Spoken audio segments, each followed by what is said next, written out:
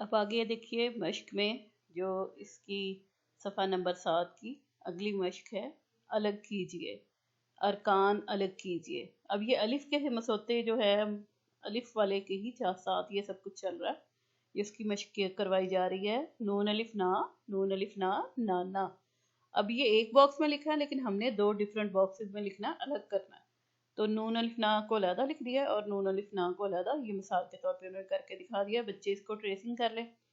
اب اگلا ہے جالا، ادھر جیم الف جا، لام الف لا، جالا آئے گا۔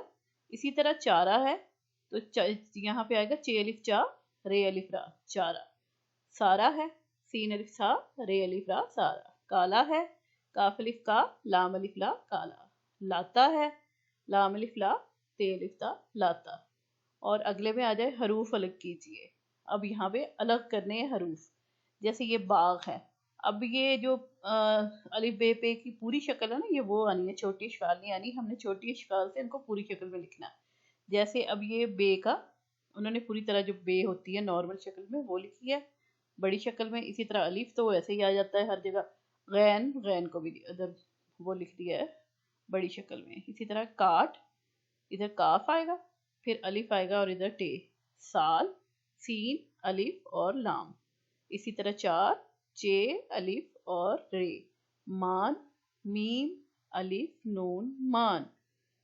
ہار، ادھر وہ گول والی ہے آئے گی، الف اور رے، ہار۔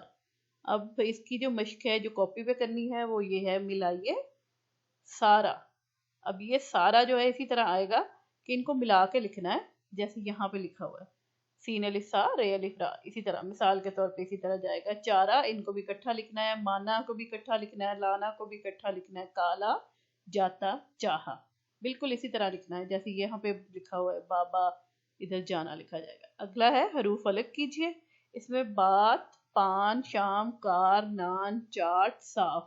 اب ان کی چھوٹی اشکال سے ان کو اسی طرح بڑے میں لکھنا ہے، جیسے یہ باغ لکھا ہے، اسی طرح کاٹ کے کاف آئے گا، الف آئے گا اور ٹے، تو یہ بالکل ایسے ہی لکھا جائے گا۔ ٹھیک ہو گیا، تو اس طرح یہ پورا صفحہ 7 ہم نے کمپلیٹ کر لیا۔